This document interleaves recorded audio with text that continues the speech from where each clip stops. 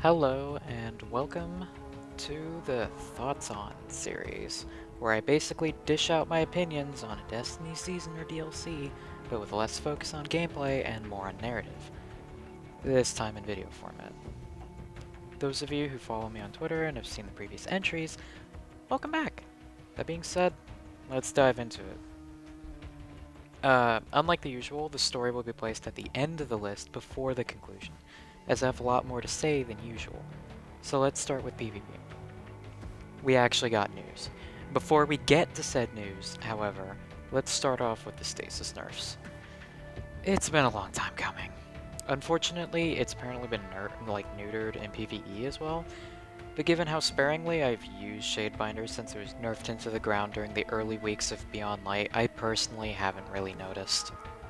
You can tell I don't really play a lot of PvP.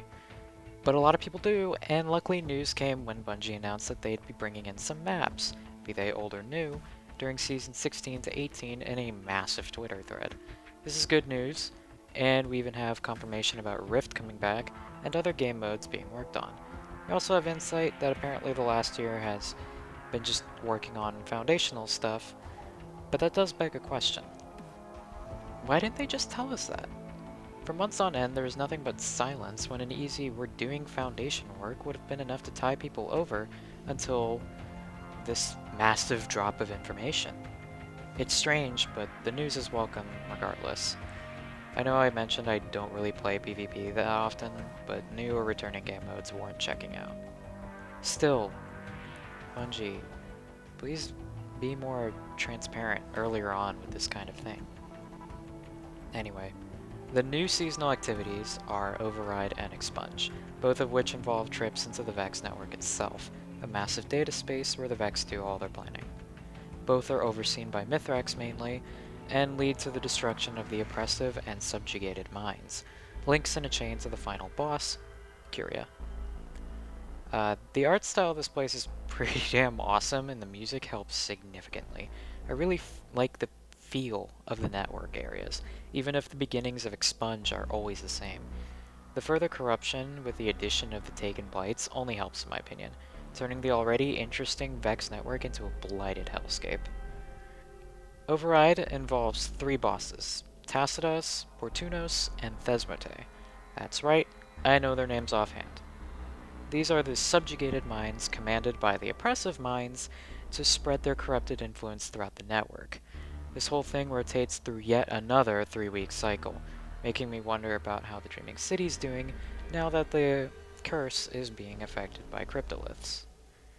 Anyway, Override is an activity that I frequently describe as Contact Sundial, with the mechanics of Contact being meshed with the multi-wave aspect and eventual boss encounter of the Sundial. However, it does lack the Sundial's best gameplay features, being the choice of rewards and uniqueness of individual encounters. Like the Sundial, one cannot fail Override. If time runs out, it will simply start the next objective. However, you must complete that objective before moving on. It's not that difficult to do, so you should be fine.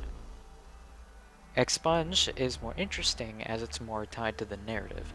The oppressive minds are unique in that they aren't unique at all. Phantus is a giant major minotaur, Decast is a major cyclops with 1 new shielding mechanic, and Dimio is a giant minor hydra. I found this strange considering that the subjugated minds were actually unique. Even the least unique one, Tacitus, had parts that easily distinguished it from a normal wyvern. Expunge also goes through a corrupted phase, where all the oppressive minds come back reborn.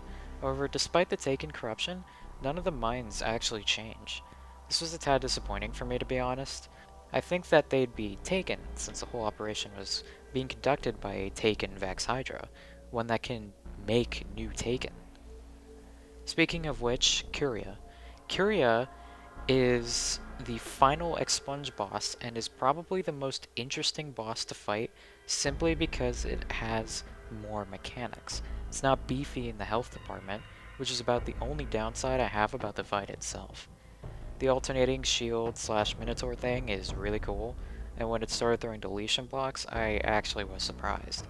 It's not a difficult boss, but it looks cool, and I think it's fun if you aren't trying to speedrun it. I do wish its stomp attack was just at punching you, though. Just the way its arms are folded. It'd be funny. Override and Expunge can be affected by players who acquire upgrades to the Splicer Gauntlet.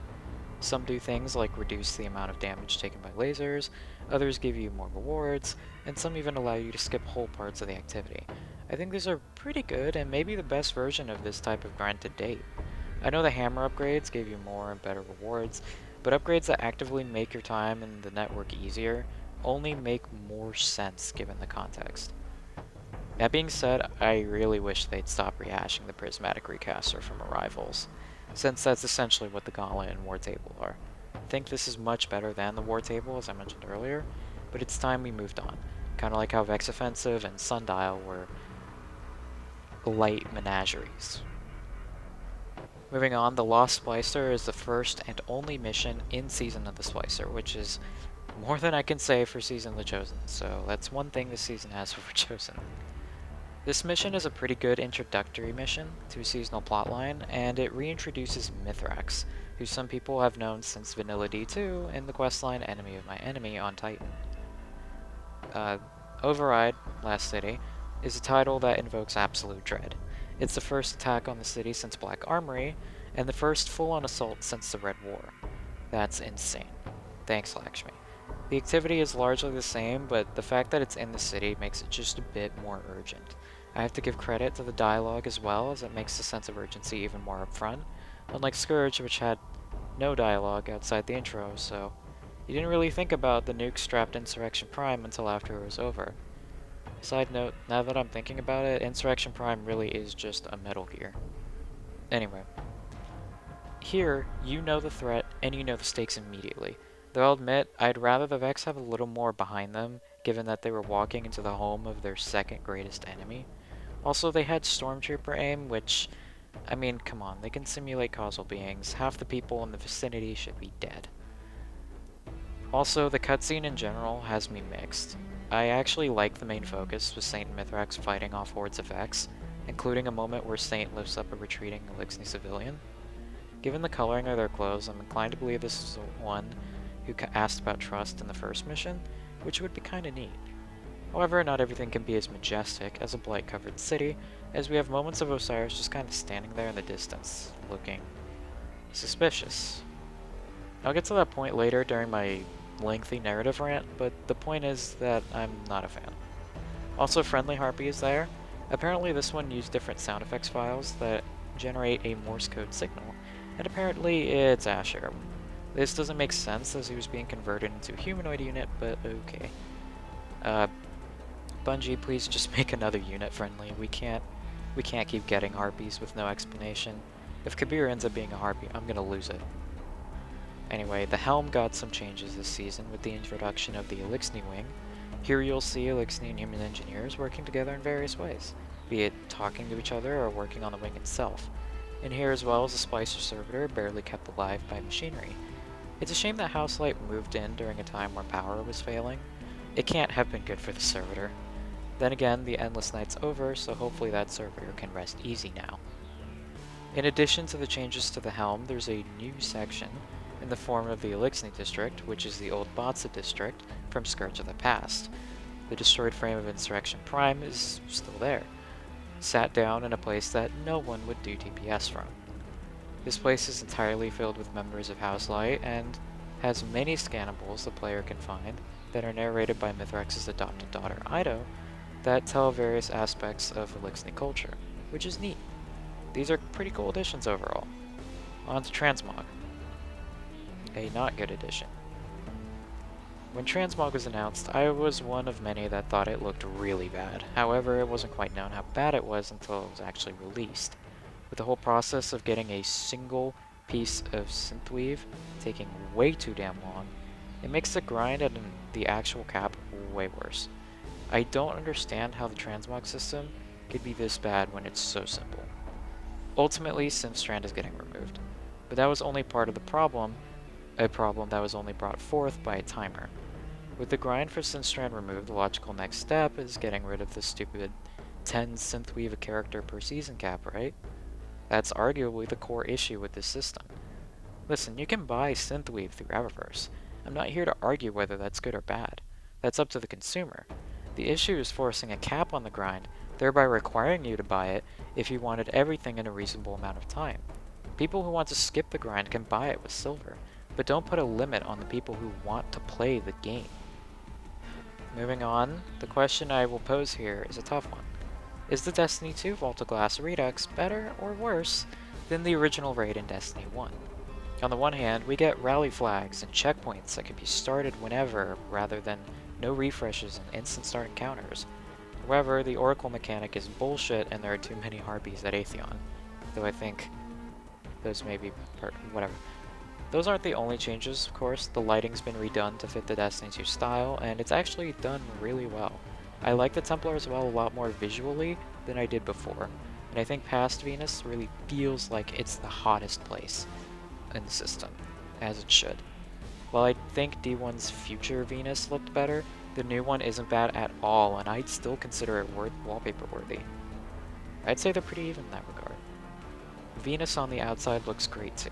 Once again, great work by the artists. They also brought back the riveting Vault of Glass music, which consists of chronologies and nothing else. I am slightly joking. There's a cue for when the Templar summons its legions, and various versions of the opening of Ishtar's Sink. In D1, there were also cues that played when you open the door, but these aren't in D2.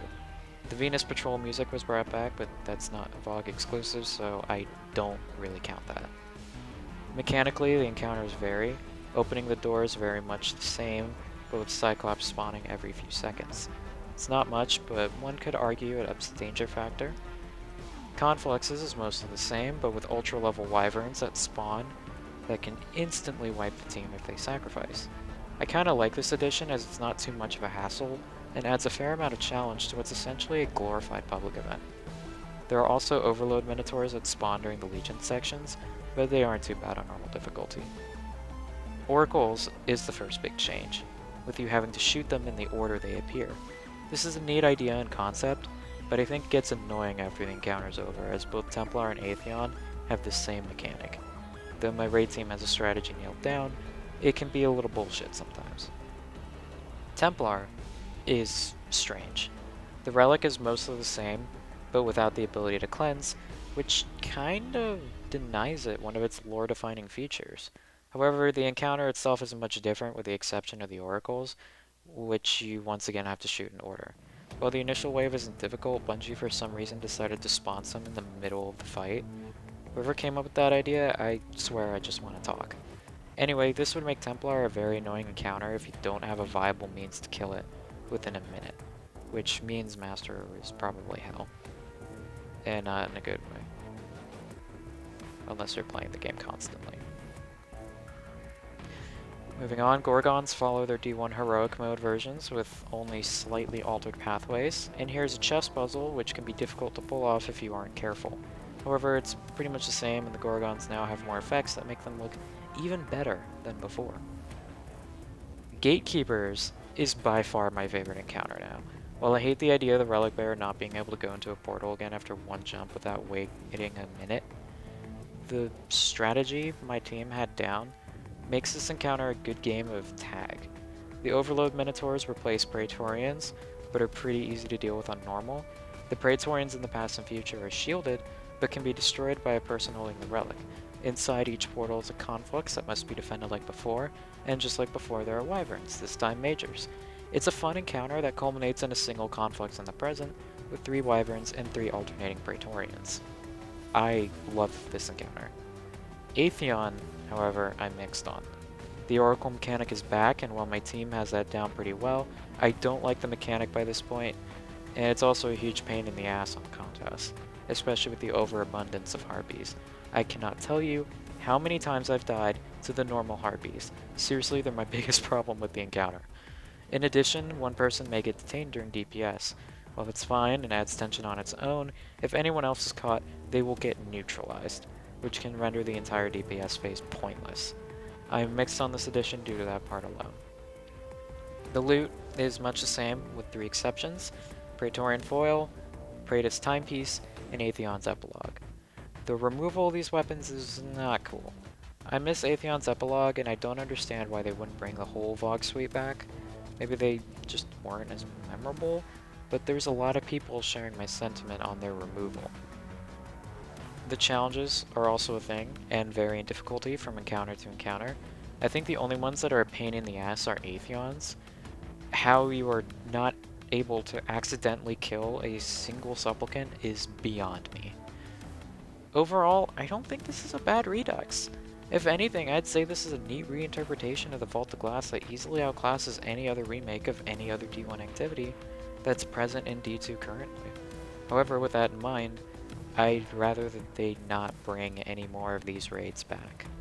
I'd rather they focus more on new things, especially since they refuse to do a D1 PC release and vaulted half of D2. With so much removal of the past, I'd rather the future be worth the trouble. On to Solstice of Heroes. Like previous solstices, the grind is probably at its worst. However, this solstice was significantly easier than last year's, and while some may argue that that's a bad thing, I think this is the closest we'll get to just right. While less grind would be good to me, I'd kinda defeat half the purpose. I think this is good enough. The armor is alright, whether it's worth the grind is up to you.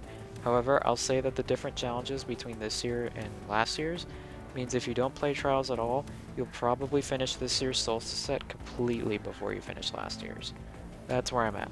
I have to win a single Trials match, and I can put on the white glow on my 2020 Solstice boots. The EAZ is back, and I don't really hate it this time. The lighting changes are actually cool, and goddamn the skyboxes are beautiful as ever. Also, the lifts are a nice addition. Also, glad the cat got some recognition. And marking all the chests is also good. All in all, I like this Solstice, and it should stay this way. Well, the seasonal activity objectives will have to change, but besides that, it's good in my opinion. On to the narrative rants.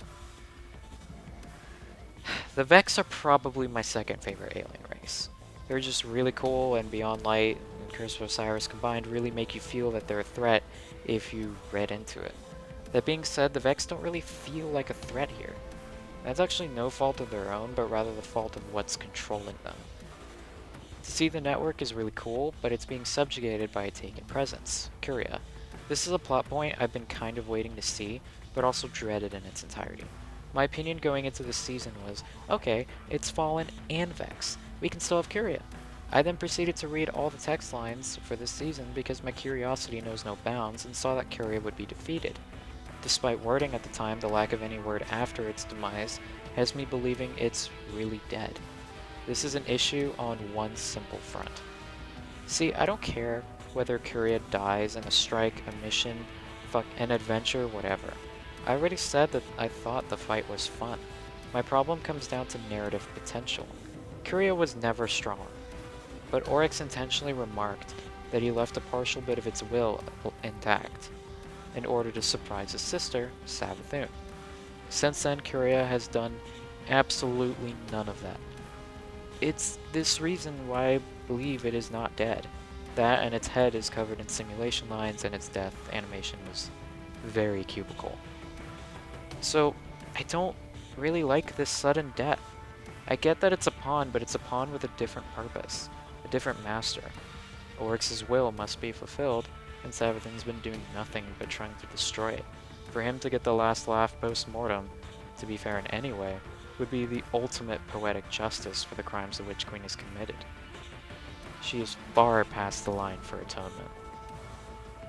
Speaking of atonement, House Light's introduction is a very interesting one that at first I was kinda skeptical of.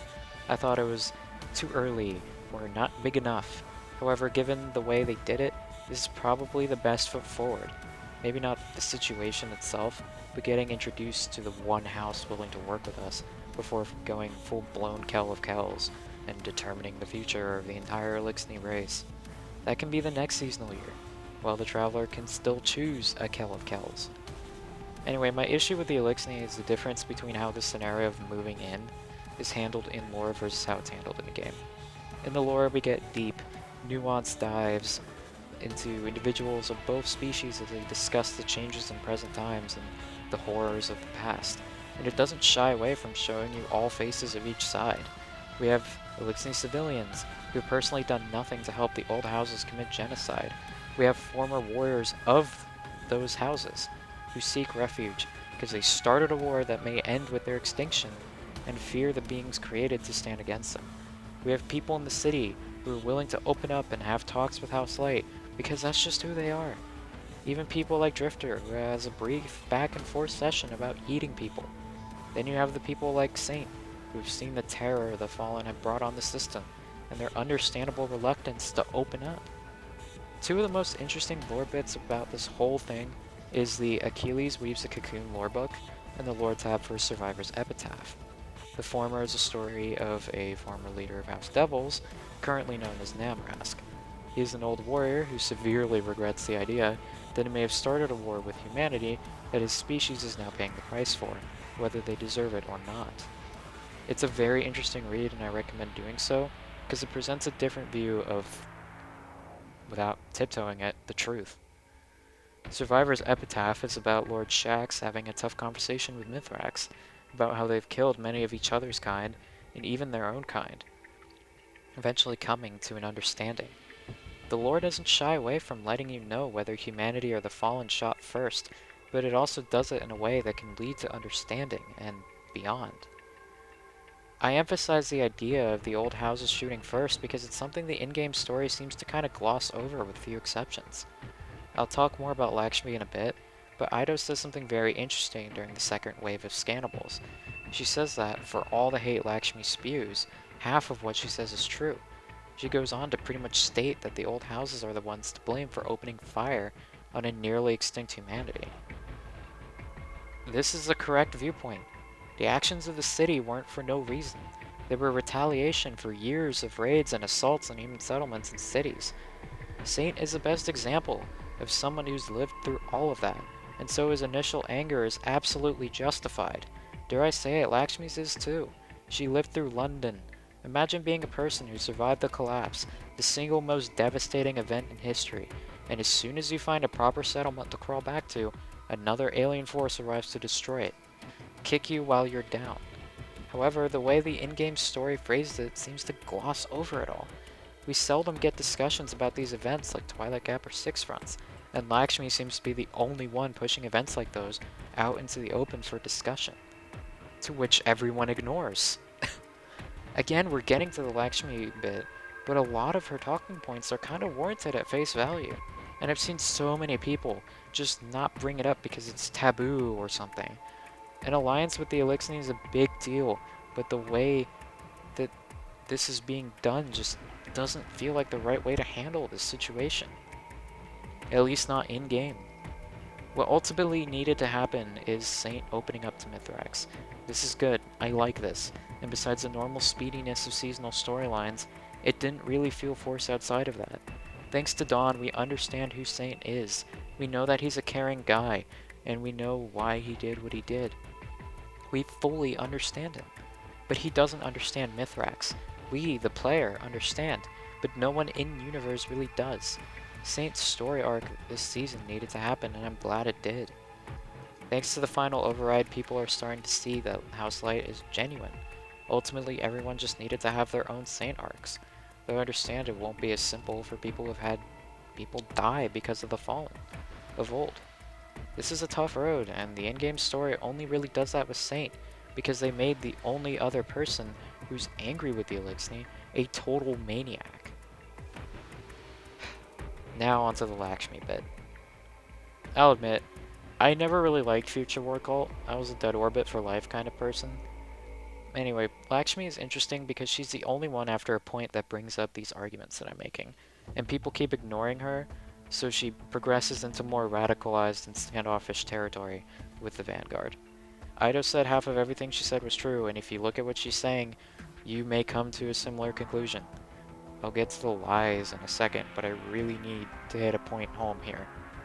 I feel like her words have created a sort of rift in the community that I don't think was necessary.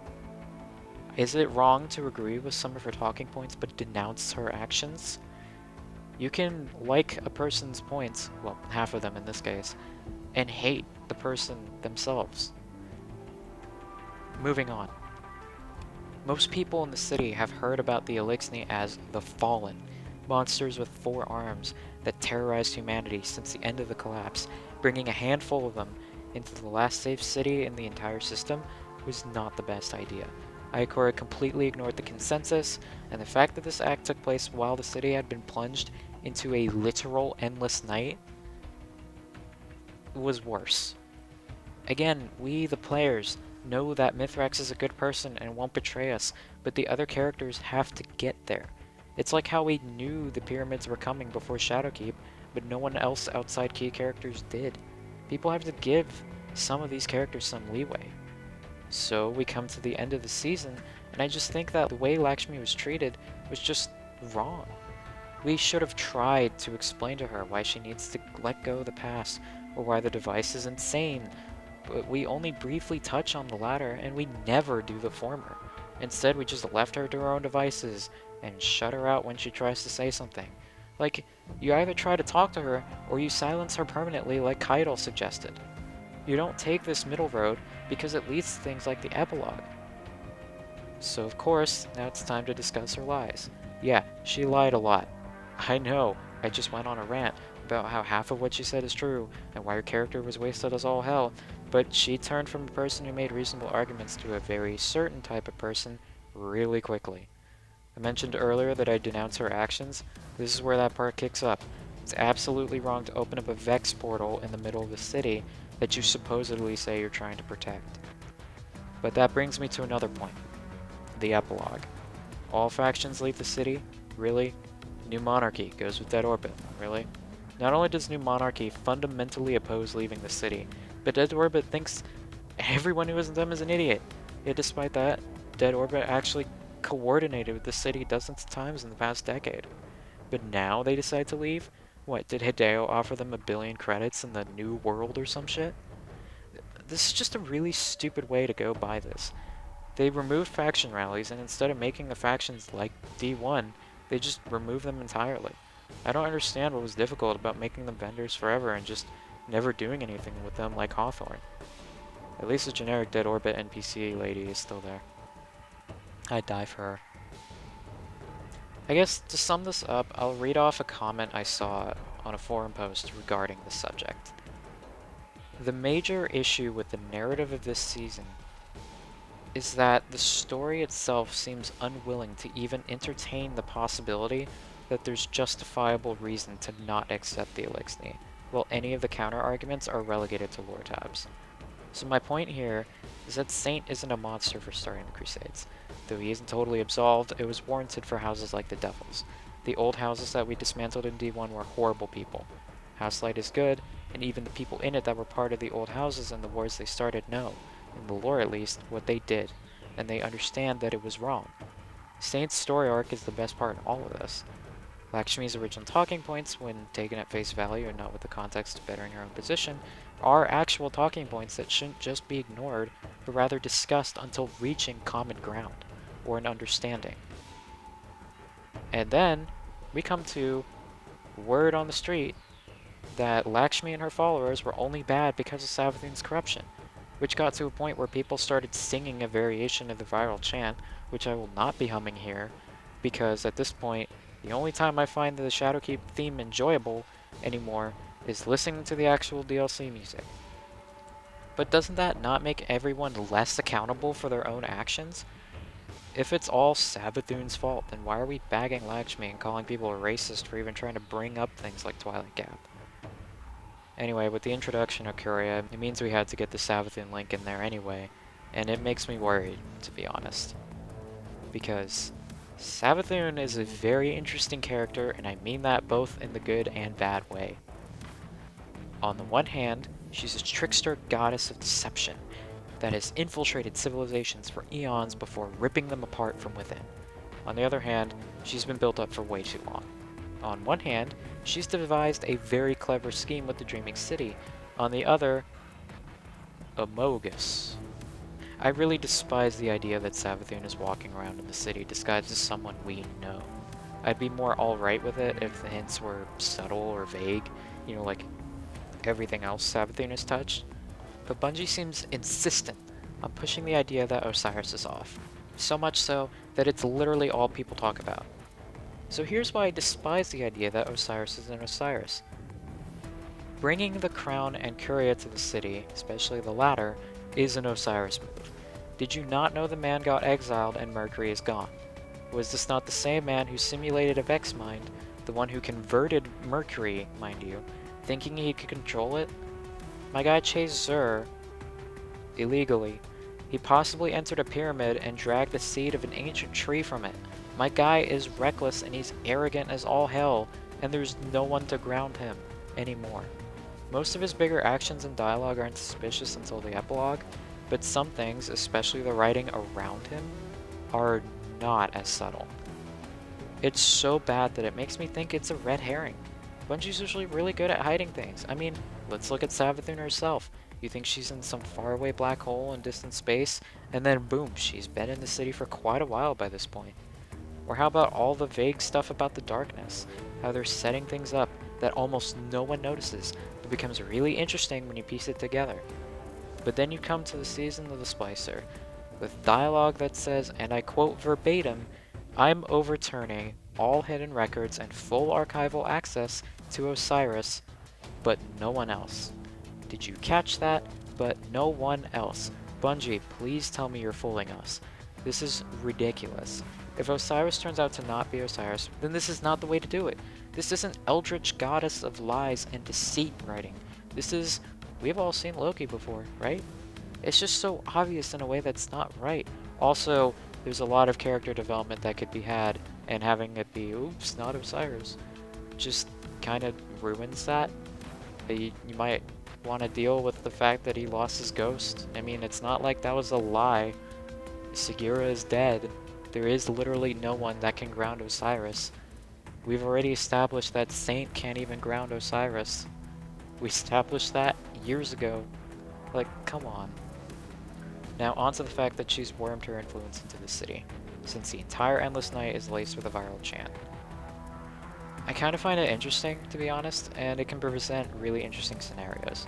See, there's this idea that this song doesn't really do anything upon entering one's mind, but it can be a stage for an effect should the Witch Queen decide to activate something like a kill switch. It's a potential bomb waiting to explode. Imagine that Bungie makes you think that the lifting of the Endless Night dissipates the corruption. But then in Witch Queen, Savathun decides to just cause anarchy as she becomes an ascendant queen of the universe, or something like that. Suddenly, things are a lot more urgent, and even the player is affected. She can neutralize literally all opposition in the city once in range of her goal. I can see the potential for this thing. I just really don't like how it started, and I hate hearing it outside of the music itself. There's also the idea that Savathun could mess with someone's mind directly, which I find a lot more interesting than being disguised as someone, because she could garner a lot of information that way. Imagine hanging out with a coworker and suddenly asking a question that seems like common knowledge. Maybe your coworker will look at you funny, but to you, the question just kind of popped in there. Like the chant, do you see where I'm getting at? That being said, they may also genuinely remove all corruptive influence from the city and never touch on it again. Worst case scenario. Regardless of what I find interesting, I just don't know how I feel about Savathun. She's just come to a point where it's been too long, and some of the bigger things she does just kind of falls flat, because she should have been killed this year or the year before that. My only hope for this is that she dies in the DLC named after her. I tire of her about as much as I tire of Mara Sov. Probably more so because people give Savathun an out when she doesn't deserve it. She's done things that make Oryx look like a good person, which is an impressive feat, all things considered. If any Hive God should survive the events of Witch Queen or beyond, let it be Xivu or Wrath. It makes the whole post-mortem thing I mentioned with Oryx a while ago a recurring theme, especially if we do beat the darkness and Xivu has to contend that her sister, who she hunted down at the whim of the deep, was right and that the sword logic isn't the way to go.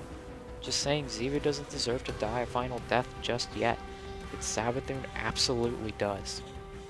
In conclusion, Season of the Chosen was a superior season.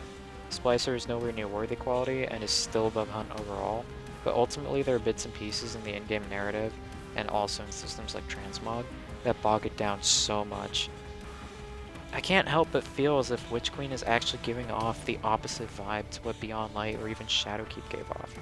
Perhaps it's just my thoughts on Savathun interfering with what may very well be a good DLC, but I can't help but not feel hyped. More frightened. as if Witch Queen is some sort of oncoming tidal wave, and the similarity between Hunt the Truth and Survive the Truth doesn't help, regardless of the differences in content or context. Actually, they're both marketing, so I guess they are similar in context. Bungie, current Bungie, I know you can do good. Chosen was your handiwork. If I didn't have a bias for arrivals, Chosen would be my favorite season, and I know it's in the top 3 for a lot of people for varying reasons. Just go forward with that. I guess I should compliment the audio and art teams once again so I could get some sort of positivity in here. Seriously, the art design is phenomenal, and the music just continuously blows itself out of the water. It's so good, and I've especially loved Vex music, even as it changes per release. If you people are listening, I know it's your job, but keep it up because you're amazing. And I don't think anything will change that. I'll also mention that while I don't know if anyone from Bungie watches this, for the love of God, please make story missions replayable again and be implemented like they were for Forsaken and before. I like the idea of story patrols, but the issue is that half the campaign becomes busy work, and if you could replay only story missions, you'd lose a lot of context. I just want replayability and to enjoy campaigns after the fact, so I can pick up on things that I didn't see before. Having to rely solely on whether I have 1 or 2 other characters kinda sucks. Also, no dialogue plays in the replayable Beyond Light missions if you've already done them, which removes some of the fun out of the mission. It's an issue I've had with D2 since year 1, and it's only gotten worse with the removal of the Heroic Story playlist. Unnerf Icarus Dash, I don't know why that was on the block in the first place. Make the player more involved, because there are so many times this season I felt like we should have intervened or said something. Also, I will be watching the stream on the 24th, so if any of this ages poorly, I'll know. That being said, I'm off.